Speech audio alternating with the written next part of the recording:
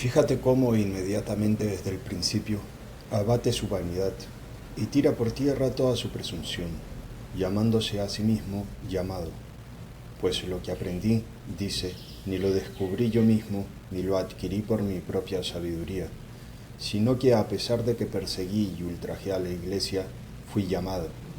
Aquí todo es del que llama, nada, por decirlo así, del que es llamado, salvo obedecer.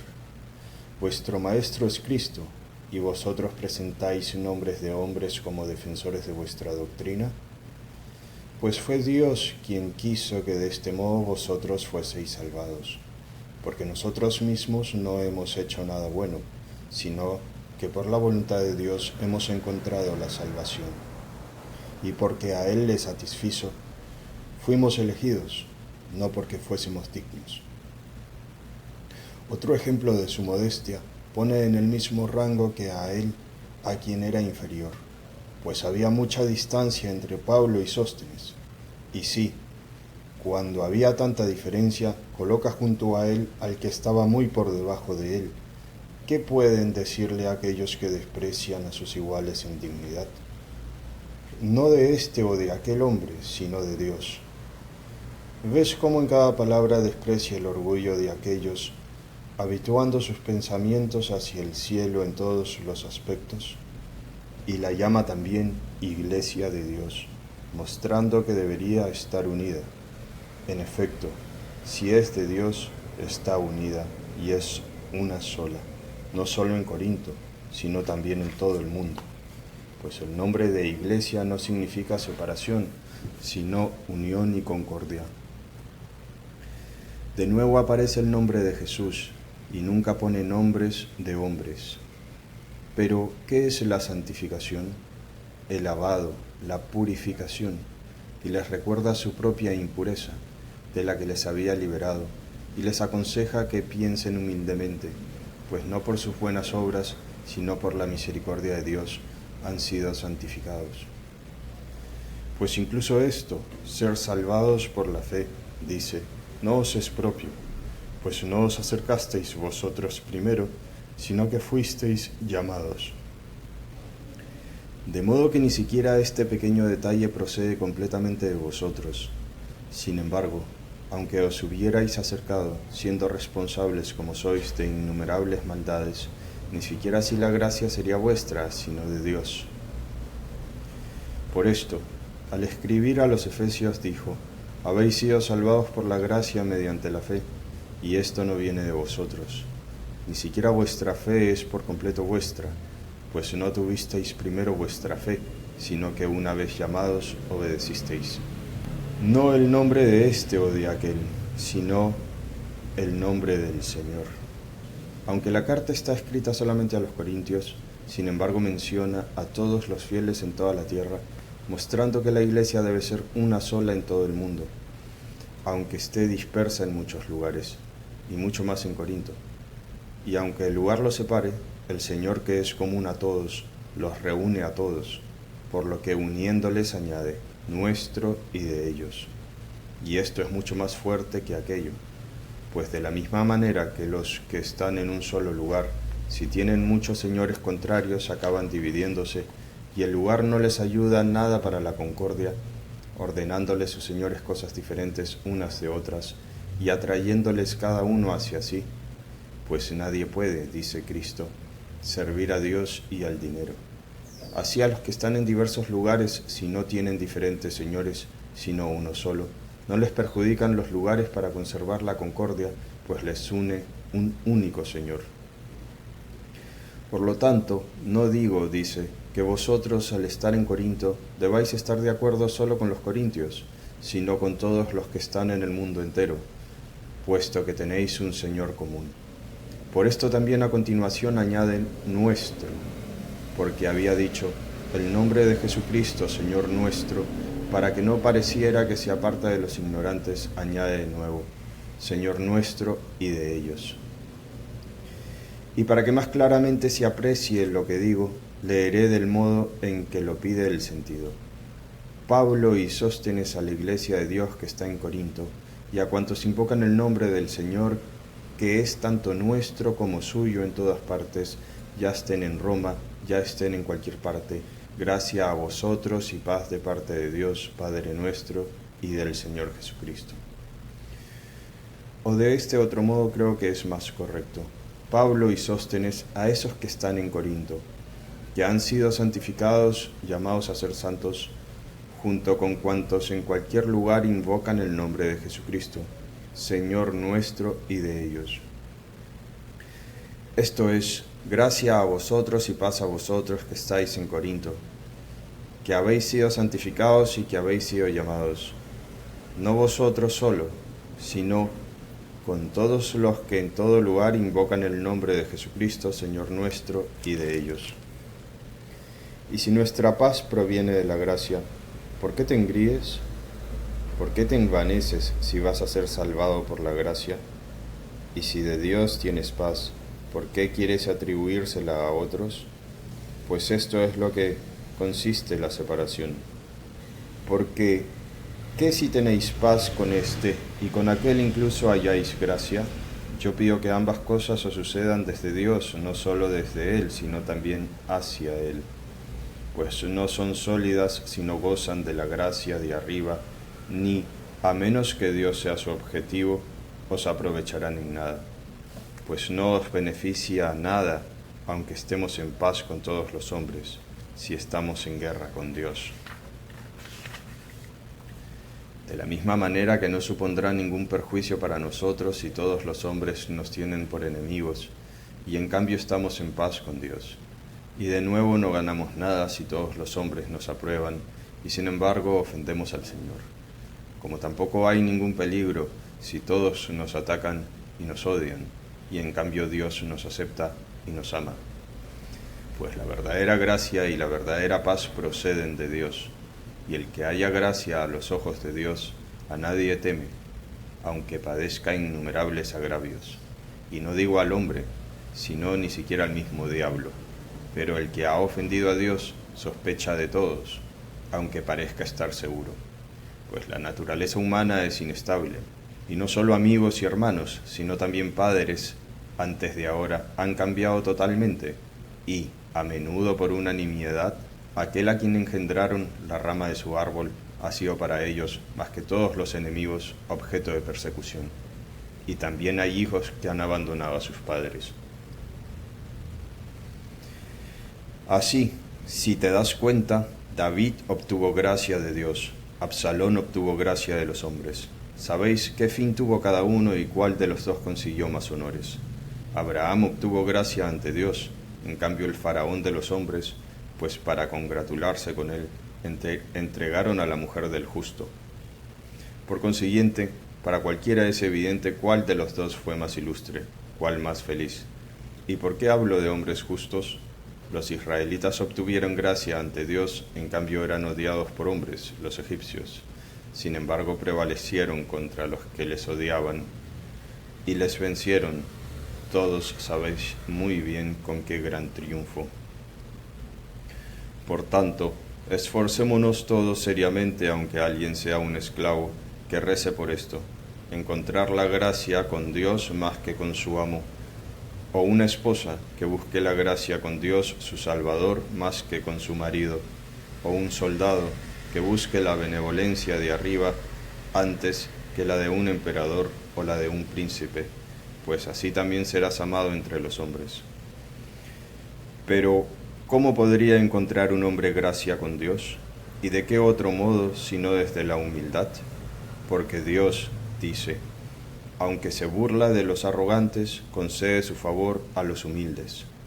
Y Dios quiere el sacrificio de un espíritu contrito y un corazón humillado. Dios no lo despreciará.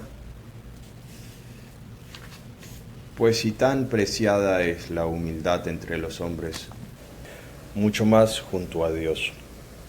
Así como los gentiles encontraron gracia, así también los judíos quedaron privados de la gracia, pues no se sometieron a la justicia de Dios. Romanos 10:3.